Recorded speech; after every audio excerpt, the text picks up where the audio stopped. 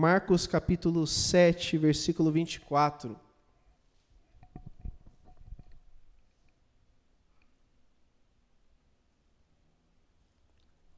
Hoje vocês acharam muito rápido, não estou nem ouvindo barulho mais.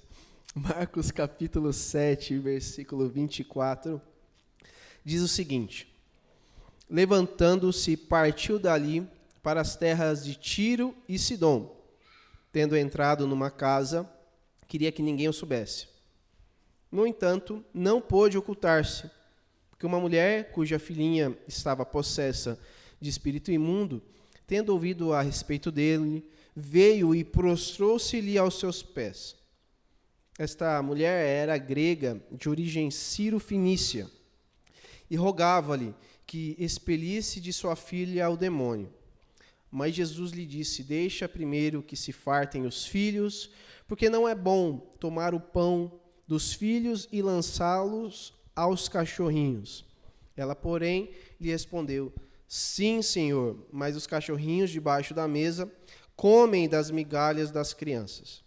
Então lhe disse: por causa desta palavra podes ir, o demônio já saiu de tua filha. Voltando ela para casa, achou a menina sobre a cama, pois o demônio a deixara. 31 agora. De novo se retirou das terras de Tiro e foi por Sidom até o mar da Galileia, através do território de Decápolis. Então lhe trouxeram um surdo e gago e lhe suplicaram que impusesse as mãos sobre ele. Jesus, tirando-o da multidão à parte, pôs-lhe os dedos nos ouvidos e lhe tocou a língua com saliva. Depois, erguendo os olhos ao céu, suspirou e disse: Efatá, que quer dizer abre-te. Abriram-se-lhes os ouvidos e logo se lhe soltou o empecilho da língua e falava desembaraçadamente. Mas lhes ordenou que a ninguém o dissessem. Contudo, quanto mais recomendava, tanto mais eles o divulgavam. Maravilhavam-se sobremaneira, dizendo: tudo ele tem feito esplendidamente. Não somente faz ouvir os surdos, como faz falar os mudos. Só até aqui. Olha, a gente viu bastante textos nessas semanas que a gente conversou sobre Jesus estar vivo. Seria até ideal terminar falando sobre a ressurreição de Jesus, afinal de contas, mas teremos momentos oportunos, logo a Páscoa chega, né? A gente pode falar sobre Jesus ressurreto, sobre a ressurreição propriamente dita. Mas a gente viu nesse período, né, nessas semanas, como Jesus ele age diferente do que a gente acostuma pensar, que a gente está acostumado a pensar. Geralmente a gente está acostumado a imaginar um Deus que nos repele, nos quer distância de nós. E, de fato, Deus ele é um Deus sobremaneira diferente da gente. A gente olha para Deus e a gente vê alguém perfeito, enquanto nós, como foi cantado agora há pouco, parece que tudo que há dentro de nós não é bom, não é perfeito, não é suficiente perto da grandeza de Deus. E, de fato, tudo que há dentro de nós, perto da grandeza de Deus, de quem Deus é, fica aquém. Só que também existe o outro lado da moeda, de que muitos de nós, às vezes, pensamos que o nosso Deus é um Deus que nos aceita de qualquer forma e de qualquer maneira. Que Deus ele vai simplesmente passar por cima dos nossos erros, dos nossos pecados, e que não vai fazer conta disso, como se tanto faz para ele, né, como se ele não se importasse, de fato, com os nossos pecados. Eu acho que as duas imagens, essas duas imagens bem diferentes entre si, também não são a imagem correta, as imagens corretas a respeito de Deus. Deus não é essa pessoa que nos repele, mas também não é essa pessoa que vai nos aceitando de qualquer forma. Venha como está e continue do jeito que está. Sim, venha como está, mas seja transformado por mim. Essa é a forma como Jesus tem se demonstrado em todo o Evangelho, os Evangelhos de Marcos, de Mateus, de Lucas, de João, as testemunhas oculares de Jesus e outros que viram como Pedro escreveu, como Paulo escreveu. Jesus se mostra diferente de tudo que as nossas mentes podem conceber. Muito diferente da nossa expectativa. Às vezes a gente é como o filho mais novo que pensa que o pai não vai aceitar. Mas muitas vezes nós também somos como o filho mais velho que fala, como que você pode aceitar? Não é assim, você deve agir diferente. E eu acho que as duas imagens são imagens equivocadas de quem Jesus de fato é. Jesus vive, e a gente vê nessa história, nessas duas histórias, dessas duas pessoas, da mulher sírio-fenícia, da mulher cananeia, e do homem que era surdo e conseguia falar de forma muito enrolada, né? Aqui coloca como gago, como Jesus de fato é. A gente vai ver primeiro ele se demonstrando, né, quem ele é de fato para essa mulher sírio-fenícia. E a gente tem aqui um texto bem complexo, tá? Às vezes a gente ignora o fato de que Jesus foi um tanto quanto rude com essa mulher. A gente lê e a gente passa às vezes batido, né? E a gente esquece que Jesus diz uma coisa muito, muito pesada, com um peso muito emocional e circunstancial para ela. Lá no versículo de número 27. Mas a gente vai chegar lá, tá bom? Vamos ler desde o começo de novo. Levantando-se, partiu dali para terras de Ciro e Sidom, tendo entrado numa casa. Queria que ninguém o soubesse, no entanto, não pôde ocultar-se. Jesus estava, nesse momento, quase nunca acontece isso, ele estava meio que se retirando, pelo menos em Marcos, acontece bem pouco, ele se retira das multidões. As multidões estão sempre se aglomerando ao redor de Jesus, estão procurando uma bênção, estão procurando uma cura, estão procurando por ele, para que ele faça uma das suas beatitudes, uma das suas coisas boas para as pessoas. E a gente percebe que Jesus ele vai, diferentemente de outros textos, quando ele se retira para uma região da Galileia, ele se retira para o jardim de Getsêmani, ele se retira para algum lugar. Aqui ele vai para uma terra que não é a terra judaica, dos israelitas. Ele vai para a terra de Ciro, a região de Sidom, que é uma terra especificamente gentília. Ali os gentios ficavam.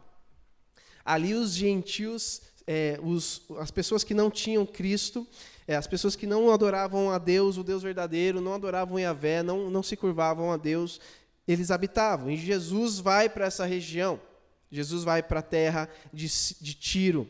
E lá ele encontra uma casa, ele entra nessa casa de alguém que provavelmente ou ele alugou ou alguém que emprestou para ele, esperando que ninguém o encontrasse. Mas a gente sabe que Jesus ele ficou tão famoso em todas as terras daquele tempo que ele não pôde se ocultar. Então, uma mulher, no versículo 25 diz, cuja filhinha estava possessa de um demônio, de um espírito imundo, tendo ouvido a respeito de Jesus, de todas as coisas boas que Jesus vinha fazendo, ela se prostrou aos pés dele. É muito impressionante que no relato de Mateus também vai descrever esse mesmo episódio, ele diz que ela se prostra adorando, correndo adora, ele prostrando em adoração, o que aponta para uma atitude já de total submissão e de entrega dessa mulher para com Cristo. A gente vê que ela não somente se prostra aos pés dele, símbolo de realeza, inclusive estou com a camiseta aqui, Jesus é rei, é exatamente isso que ela faz, ela chega aos pés dele como se ele fosse o rei supremo, de fato ele é, e se lança, rendida, uma mulher grega, o versículo 26, de origem sírio-fenícia, e rogava-lhe que lhe expelisse de sua filha o demônio. Essa mulher, ela roga a Jesus de todas as formas, adorando e dizendo para ele, eu tenho uma filhinha, eu preciso que o Senhor faça algo, só o Senhor pode fazer, ninguém mais pode socorrer a minha filha. E o que acontece é que a resposta de Jesus ela é confusa, ela traz para nós, se nós lermos, um pouco de desconforto. O versículo 27 diz que Jesus lhe respondeu: deixa primeiro que se fartem os filhos, porque não é bom tomar o pão dos filhos e lançá-los aos cachorrinhos. Nossa, Jesus disse isso para uma pessoa que está humildemente rogando a Ele, que está prostrada aos seus pés. Exatamente. Jesus está dizendo, em outras palavras, a ela: olha, não é bom que eu tire dos israelitas, que são os filhos, e dei e possa dar aos gregos, aos gentios. É impressionante isso aqui, porque naquele tempo, cachorros era uma ofensa gigantesca, tá? Vocês devem recordar que Golias, quando quando Davi enfrentou Golias e vice-versa, Golias disse para Davi: você vai vir para cima de mim como se eu fosse um cachorro, com um pau na mão, com pedra? Quem você pensa que eu sou? Sou cachorro não, cara. Igual aquela criancinha lá, falando: sou cachorro não. E a gente vê que é uma ofensa terrível, porque os cachorros, eles andavam nos becos das ruas, eles eram carniceiros, não eram como na nossa cultura, que são pets, que são quase filhos, que são membros da família, né, em alguns casos. Não são tratados como hoje. Ai, cachorrinho, ai que bom, me chamam de cachorrinho, que legal. Não, era algo que beirava um insulto muito grande. Por mais que Jesus tivesse colocado no diminutivo. O diminutivo traz aí vamos dizer assim, abranda um pouco o que Jesus está dizendo. Jesus não estava dizendo literalmente: vocês são os cachorros das ruas, dos becos, os carnicentos que comem carniça por aí. Não, Jesus está dizendo que eram os filhotes de cachorros, que aqui traz uma ideia um pouquinho diferente. Os filhotes de cachorros na época de Jesus, eles eram mais utilizados para as crianças. As crianças gostavam dos cachorrinhos. Até hoje, eu acho, né, que as crianças gostam dos cachorrinhos. E os filhotes ficavam debaixo da mesa. A gente deve lembrar que a mesa era bem baixinha, né, tanto é que por isso que os discípulos ficam em dúvida quem deve lavar os pés naquele episódio dos lava-pés lá, e eles ficam, né? E ninguém se fala nada, porque a mesa era tão baixa que os pés ficavam quase na cara das pessoas. Então, é interessante perceber que nesse contexto, os cachorrinhos ficavam debaixo dessa mesa, nos pés, literalmente. Algo que essa mulher está fazendo, aos pés de Jesus, né? E Jesus lança para ela uma palavra um tanto desconfortável, e ela não requer os seus direitos.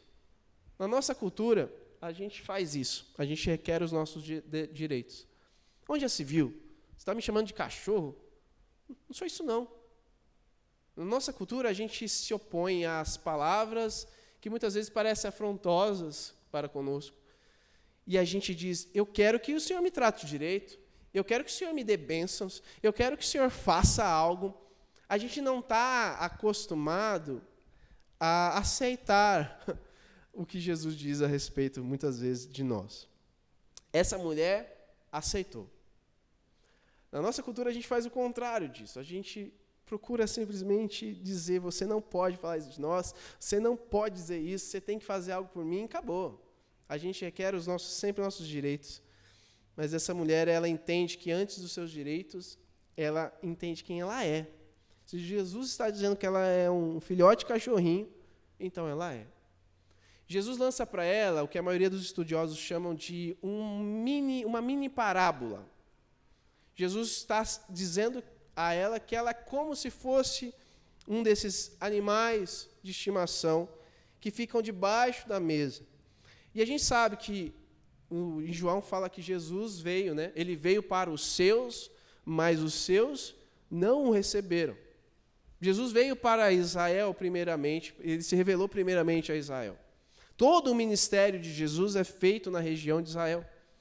Jesus faz todo o seu ministério em Nazaré, em Galiléia, e termina em Jerusalém. A gente não vê Jesus indo para Roma a gente não vê Jesus indo para outros lugares, exceto nesses pequenos episódios onde Jesus visita uma cidade grega.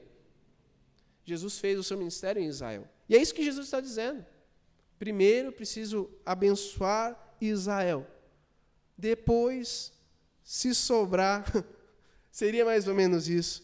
E essa mulher entende perfeitamente a parábola, gente. Ela fala, beleza, se a bênção da salvação, se a bênção que o Senhor tem para Israel vai um dia cair sobre o restante do mundo, me dá um pouquinho desse vislumbre, permita-me participar disso antes da hora, permita-me provar do seu amor agora, antes da ressurreição, antes de todas as nações saberem que o Senhor é rei, permita-me provar dessa mesa. Essa mulher entende, pois ela vê o desafio sendo lançado, eu não posso tirar dos filhos e dar para você. E ela fala no versículo 28, sim, Senhor, mas os cachorrinhos debaixo da mesa comem das migalhas das crianças. Eu não quero a fartura, eu quero as suas migalhas, eu sei que as suas migalhas irão me sustentar.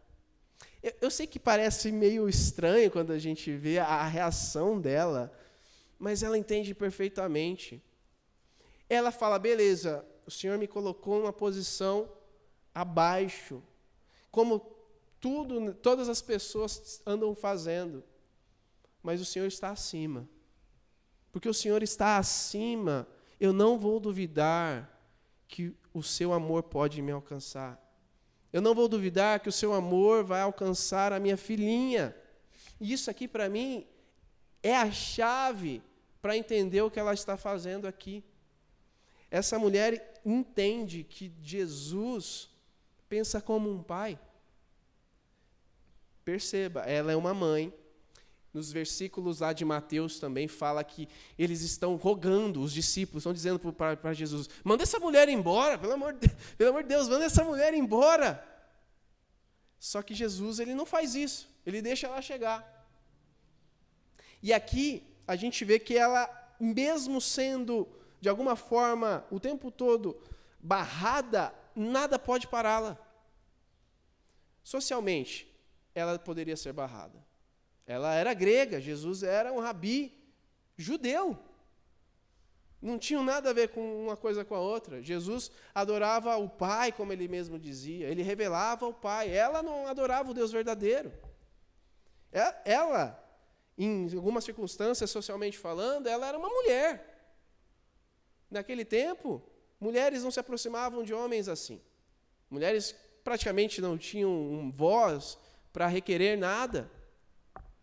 Os homens, quem sabe, tinham uma proximidade, mas mulheres não. Então ela tinha barreiras sociais, barreiras étnicas, ela tinha barreiras ali religiosas e até morais. Porque, afinal de contas, a sua filha estava possessa. Eles deveriam ter feito algo terrível. Algo deve ter desandado demais na família dela. Jesus realmente parecia não ter nada a ver com ela, mas ela entende perfeitamente isso. O que muitas vezes nós reclamamos a Deus, dizendo, você não olha para nós e acha que eu sou qualquer coisa. Essa mulher recebe uma palavra, uma parábola de Jesus, dizendo, comparando ela com um cachorrinho, e ela diz, beleza, mas nada vai me parar. Você deve lembrar de Abraão rogando ao Senhor, naquele episódio onde Ló está lá em Sodoma e Gomorra, naquela região, e Abraão começa a rogar a Deus, dizendo, se tiver lá 40 pessoas que são justas, você vai matar todos os outros? O Senhor falou, não vou fazer isso. E se tiver 30? Também não. Olha, eu sei que eu sou ninguém, Abraão fala, não sou ninguém. Mas se lá tiver 10, ele chega ao ponto de falar 10. E se ele continuasse falando, as migalhas, que parecem muitas vezes poucos para nós, seria suficiente para salvar tantas pessoas como Deus de fato salvou Ló, e boa parte da sua família, com exceção da sua esposa, que decidiu voltar atrás. a gente vê claramente essa mulher dizendo, beleza, esse é o desafio, eu vou encarar. E é tão impressionante que ela faz como Jacó também. Naquela briga com o anjo, que luta com o anjo, diz, eu não deixarei que vaze embora antes que me abençoes. Às vezes a gente precisa ter essa ousadia, que ainda assim é humilde. Essa mulher reconhece, eu realmente sou indigna. Eu realmente estou à parte da mesa, mas o Senhor é gracioso demais. Realmente não há nada em mim que seja bom, mas em Ti há tanta bondade, tantas coisas incríveis, eu posso confiar. E é porque ela sabe que Jesus tem um coração de pai, que ela roga assim. Você sabe, nas histórias existem muitos personagens importantes. Geralmente o vilão, o herói, e existem aqueles outros que servem às vezes como ali algum tipo de figurante. Certamente mães são personagens de destaque. Gente, você pode ver em todos os textos bíblicos, quando aparece uma mãe, ninguém para a mulher, cara. Ela faz realmente tudo o que é possível para alcançar o que ela está procurando. Se é para salvar, para abençoar o seu filho ou a sua filha, faz qualquer coisa. A gente vê esses exemplos até hoje em dia. Quando mães se jogam no mar, né, ou na piscina para salvar a sua criança. E detalhe, muitas vezes nem sabe nadar, a mãe ainda pula, consegue salvar a criança. E a gente tem aqui uma mãe desesperada. E ela percebe em algum momento que Jesus é como um pai que tem um coração assim. Porque Jesus dá o exemplo para ela. Jesus fala na parábola, eu não posso tirar dos filhos e dar para os cachorrinhos. E aí é como que essa mulher dissesse, então você entende o que eu estou passando. Eu não posso deixar a minha filha perecer. Eu não posso permitir que essa bênção não caia sobre ela. Eu vou me agarrar a Ti e eu vou confiar de que o Senhor está fazendo algo incrível e o Senhor vai alcançar a minha casa. E ela responde dessa forma, eu sei disso. Eu sei que eu sou indigna. Eu sei que eu sou como um filhote de cachorro debaixo da mesa. Mas mesmo os cachorrinhos debaixo da mesa comem e se fartam, de alguma forma, das migalhas das crianças. E aí Jesus responde, e isso aqui é muito legal, porque a reação de Jesus, e a resposta de Jesus é como se fosse assim, que resposta incrível, que resposta correta, que entendimento da verdade, por causa desta palavra, está aí no versículo 29, por causa do seu entendimento e por causa de que você entendeu aonde você está na história e conhece o meu coração de alguma forma, a sua filha, que também é minha filha, está livre desse mal. Porque, afinal de contas, ela parece que entendeu que mesmo nessa posição, Jesus podia transformar eles em filhos e filhas, libertos, de fato, da escravidão e do pecado e de tudo que, de alguma forma, imobiliza a gente. Essa mulher entendeu que o que Jesus estava fazendo era resgatando o mundo e ela queria ser uma dessas primeiras pessoas não israelenses que pudesse ser alcançada por Jesus. E ela foi, e a sua filha foi. Voltando ela para casa, achou a menina sobre a cama, pois o demônio a deixara. Simplesmente impressionante. Jesus lança uma parábola, Jesus lança um desafio, e essa mulher é uma das poucas pessoas, talvez a única, pelo menos a primeira, com certeza, que entende uma parábola de Jesus. Os discípulos não entendem, os fariseus não entendem, querem matar Jesus quando fala as coisas lá de ovelha perdida, de filho pródigo, eles querem matar, onde já se viu? Mas essa mulher entende. ela acolhe, ela recebe, e é por isso que ela se farta da bênção de Deus. Mas como que a gente pode ter a ousadia de ir até Jesus se muitas vezes ele parece nos trazer desafios para chegar até ele? Porque o desafio não foi pequeno, gente. O desafio foi grande. Foi de se humilhar, foi de insistir e foi de confiar. Ela precisou confiar, precisou insistir e precisou se humilhar. Agora, a gente vê na segunda história como isso foi possível. Eu acho interessante eu dizer isso de antemão, tá? Marcos, quando escreve o seu evangelho, ele tem ideias bem organizadas na sua mente. Ele sabia que na continuação, para o leitor, chegaria aqui no versículo 31 até o 37, e então teria saciado a sua dúvida a respeito do porquê nós podemos chegar até Jesus com confiança, mesmo em bastante humildade. Jesus ele se retira da terra de Tiro e foi para Sidom, até o mar da Galileia, através do território de Decápolis. Esse território a gente já até viu aqui algumas semanas atrás. É o mesmo território onde havia um homem possesso por uma legião de demônios, o famoso endemoniado gadareno. Decápolis faz parte dessa região de 10 cidades, e Jesus vai para esse povoado. Então o povo lá trouxe para ele um surdo que era gago também, e lhe suplicavam que pusesse as mãos sobre ele. E olha o que Jesus faz, olha o passo a passo que Jesus faz, e Jesus faz isso nas nossas vidas também. Primeira coisa que Jesus faz é retira ele da multidão. A gente vê isso no versículo 33. Eu quero que você pense nisso. Esse rapaz, esse homem, ele era um espetáculo à parte para muitas pessoas. Ele é surdo, ele não escuta nada, e quando ele tenta falar, não fala direito. Eu quero que você imagine ele crescendo, sendo uma criança gaga, que não entende, que não ouve, depois um adolescente, vivendo as fases mais importantes da vida, provavelmente aqui já um pouco mais jovem, um homem feito, e ainda assim não consegue, sempre chama atenção por motivos errados, sempre as pessoas colocam ele como uma chacota.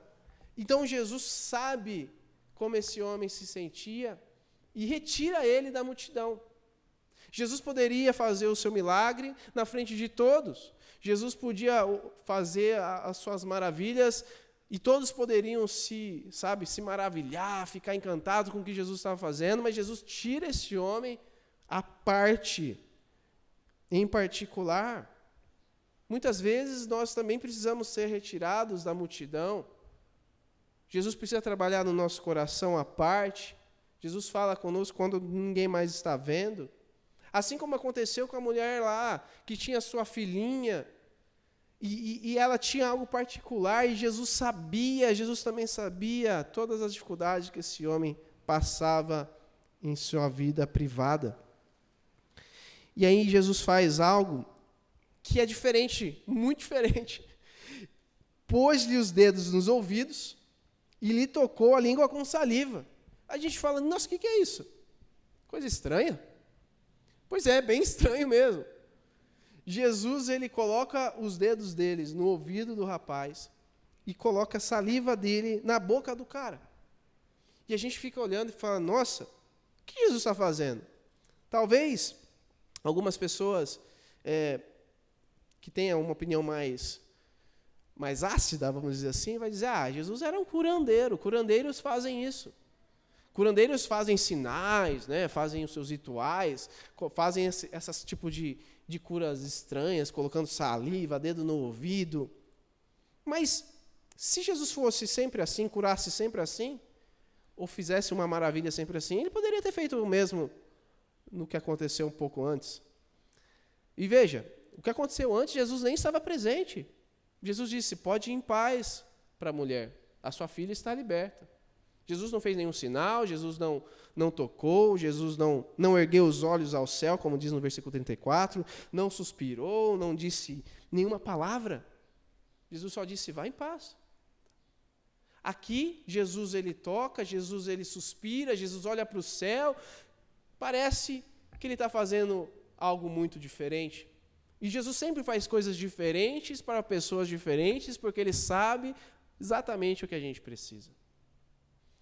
Você deve se recordar que Marta chega para Jesus, depois que Lázaro é morto, e fala, Jesus, se o Senhor estivesse aqui, o meu irmão não tinha morrido. Você lembra disso? Depois disso, Maria vem chorando também e fala, Jesus, se eu estivesse aqui, meu irmão não tinha morrido. Mas para Marta, Jesus disse, creia em mim, mulher, eu sou a ressurreição e a vida. Aquele que crê em mim, ainda que morra, viverá. Mas com Maria, Jesus chora. A gente fica, mãe, mas por que assim? Jesus tem os preferidos dele, chora com um, a outra ele chama atenção, fala para confiar.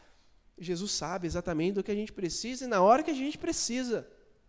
Jesus age de acordo não com o que a gente quer, mas exatamente com aquilo que a gente necessita. E o que aquele homem necessitava era de contato humano. Ele precisava receber de Jesus ou de alguém algum tipo de linguagem de sinais, afinal de contas. Olha que impressionante, Jesus ele que se comunica na linguagem daquele rapaz. Ele toca naquele homem, ele fala com aquele homem em sinais, ele olha para os céus. E esse suspiro acontece muito raramente, Jesus fazer algo assim nos evangelhos. Era como se algum fardo pesado caísse sobre Jesus. É um suspiro de enfado, de cansaço. Jesus parece que está tomando sobre si tudo aquilo que aquele homem sentia.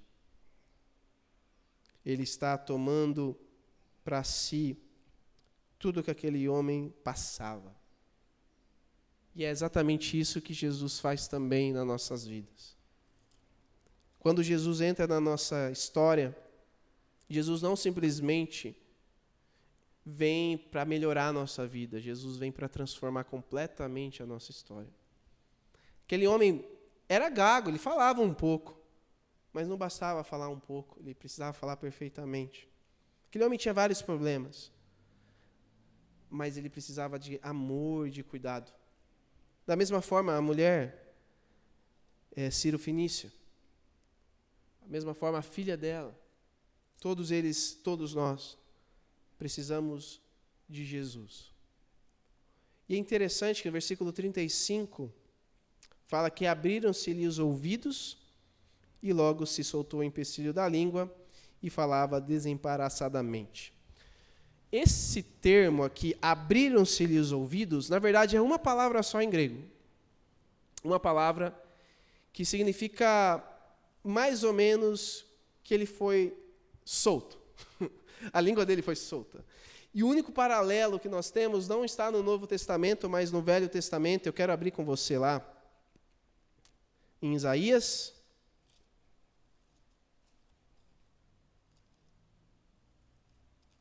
Abra comigo em Isaías. Capítulo 35. A gente vai ler do versículo 5 até o 6.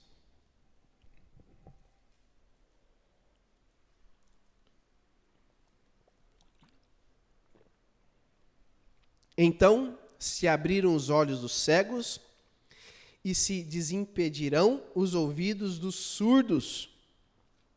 Exatamente isso aqui. E os coxos saltarão como cervos, e a língua dos mudos cantará, pois águas arrebentarão no deserto e ribeiros no ermo.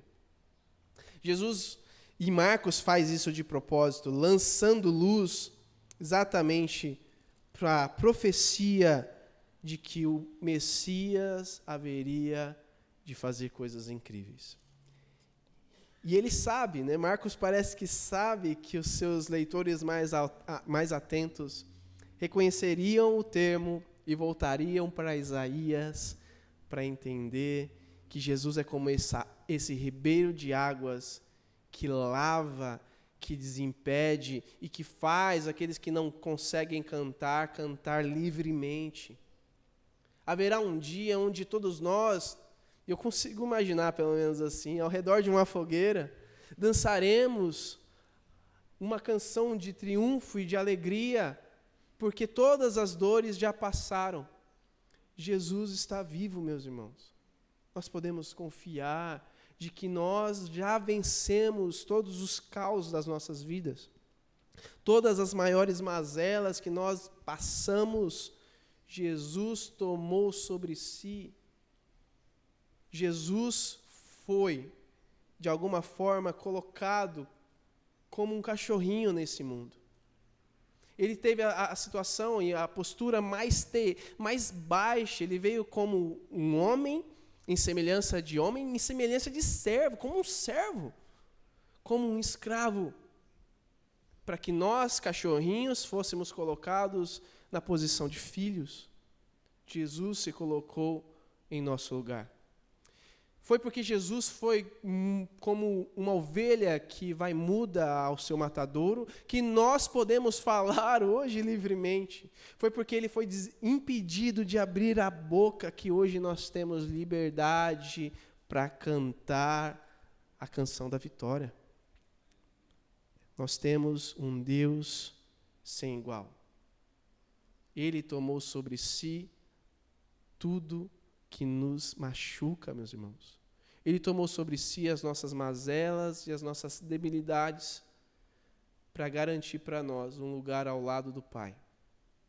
Ele se associou conosco, não simplesmente porque Ele é Pai, como muitos de nós somos, não simplesmente porque Ele sabe o que a gente passa e nos coloca à parte para não sermos colocados ao ridículo e à vergonha a ser exposta, mas porque Ele tomou literalmente sobre si tudo isso, para nos garantir segurança, para nos garantir também, afinal de contas, que nós vamos viver do lado dele. O versículo 36 e 37 diz que Jesus pediu para que ninguém falasse naquele momento. Há sempre um mistério em alguns momentos nos evangelhos de Jesus dizer, por favor, não fale com ninguém. Mas o que acontece é sempre o oposto. Eles ficaram tão, sobremodo, encantados com Jesus, que diziam, tudo que ele tem feito é esplêndido demais. Não somente faz ouvir os surdos, como faz falar também todos os mudos. Todos eles reconheceram imediatamente que ele, afinal de contas, era o Messias. Ele era o Cristo. E nós também podemos reconhecer nas nossas vidas que Jesus vive e Ele quer fazer maravilhas em nossas vidas, como Ele fez na história dessas duas pessoas. Algumas coisas para a gente pensar, e assim eu encerro. Primeiro, Jesus não é um Deus que a gente pode colocar num potinho. Nós às vezes pensamos que nós podemos carregar Jesus de forma assim, simbólica, né? Vou colocar ele num potinho, vou carregar ele para lá. É como se ele fosse um cachorrinho doméstico, afinal de contas. Ele não é isso. Jesus, ele é uma força muito superior a essa ideia de uma religião que carrega um poder. Jesus é o poder supremo. Ele não vai fazer o que a gente quer, ele vai fazer o que a gente precisa.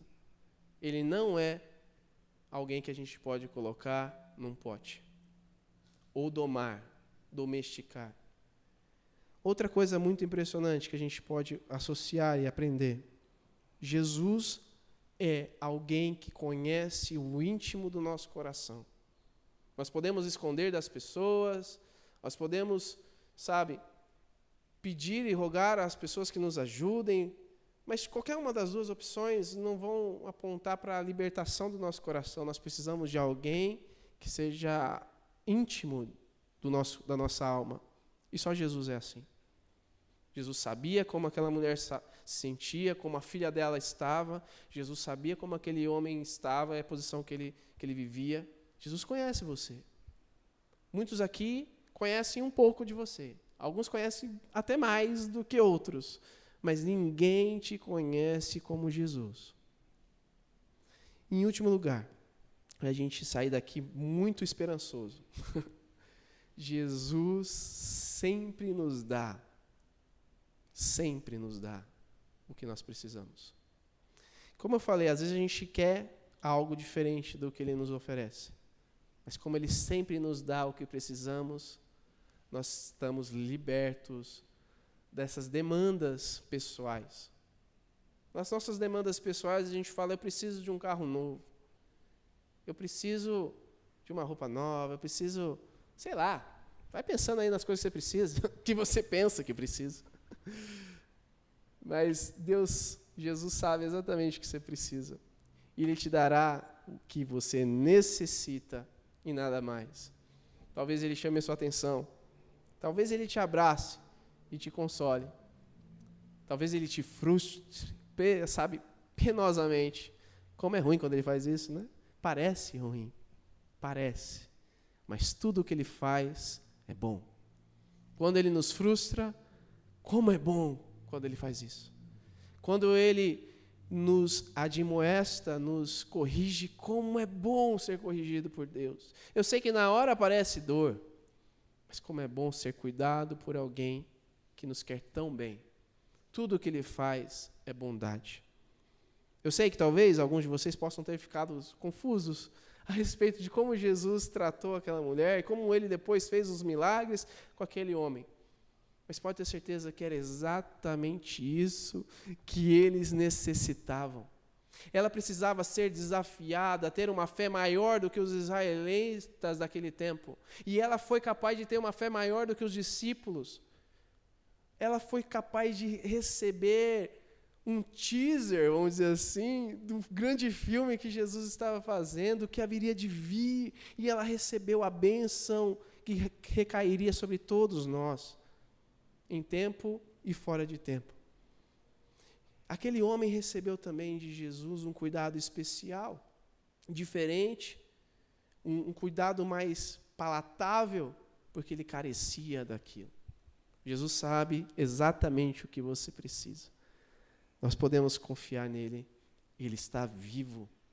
Ele não é um Deus distante. Ele não é um Deus que não sabe. Ele sabe. Ele não pode ser domesticado. Ele te conhece profundamente. E ele sabe exatamente do que você necessita. E ele sempre vai te dar o que você precisa. Quero orar com vocês. Feche seus olhos. Senhor, nós reconhecemos a sua boa mão sobre nós. Reconhecemos que o Senhor é bom. Reconhecemos que nós não somos. Como nós vimos, nós queremos nos associar com aquela mulher, Ciro Fenícia. Queremos nos associar primeiro na humildade dela, reconhecendo, Deus, que nós não somos dignos de tal amor. Mas também queremos nos associar na fé que ela teve, de perceber a grandeza que o Senhor tem, o tamanho da sua misericórdia. E é por conta que ela vislumbrou isso, que ela foi abençoada, que ela viu a sua filha liberta, que ela pôde provar da presença de Jesus na vida dela. Nós te louvamos, porque de alguma forma, Deus, o Senhor se revelou a ela, e o Senhor pode também, quer, deseja se revelar a nós, porque o Senhor sabe o que nós estamos passando. O Senhor sabe as nossas lutas, o Senhor sabe as nossas desavenças interpessoais entre nós, o Senhor conhece, Deus, aonde o calo está apertado, o Senhor sabe aonde nós estamos padecendo. E assim como o Senhor fez com aquela mulher e com aquele homem, nós pedimos, Pai, que o Senhor nos dê o que nós precisamos, não o que nós queremos, não o que nós muitas vezes rogamos desesperadamente. Mas assim como ela, Deus, que buscou de forma tão ferrenha, Deus, a bênção. E assim como aquele homem que se permitiu ser tocado por Ti, nós possamos, em nome de Jesus, nos lançar, Deus, ao Seu encontro. Nós possamos confiar de qualquer abordagem que o Senhor nos faça, é bênção sobre nós. Se for um desafio, que nós abracemos o desafio de aumentar a nossa fé. Se for, Deus, algum momento de acolhimento, Pai, que o Senhor nos abrace, que o Senhor nos toque, que o Senhor suspire por conta das nossas tantas falhas e carregue sobre si, Deus, todas as nossas dificuldades.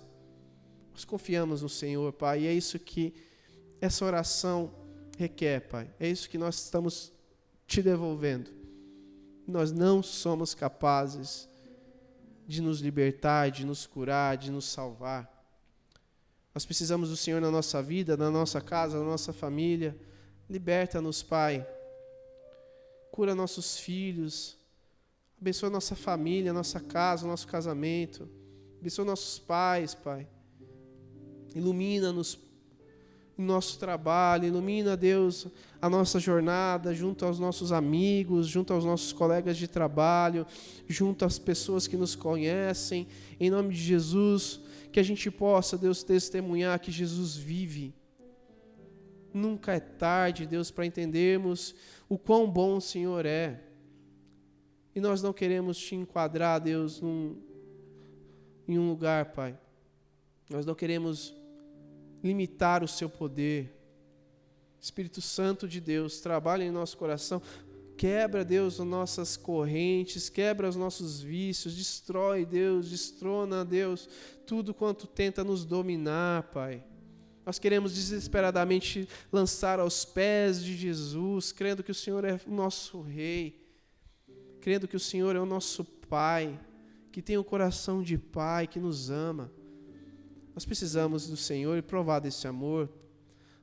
Eu peço isso sobre todos nós aqui, sobre toda a sua igreja. Recaia sobre nós a sua graça. Recaia as migalhas que são suficientes para nos sustentar. Recaia sobre nós, Deus, a sua voz que abre os nossos lábios e abre os nossos ouvidos, que eram tão desimpedidos de ouvi-lo. Por favor, Senhor, se manifesta na nossa vida. Eu te peço isso, abençoa cada um de nós.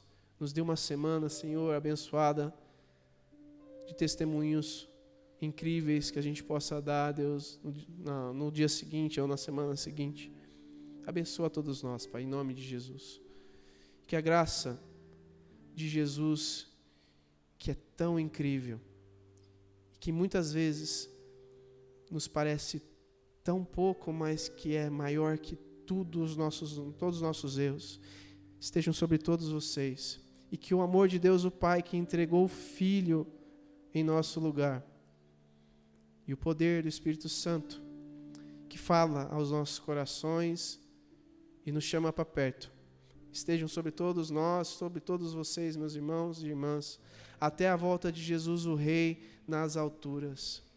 Amém.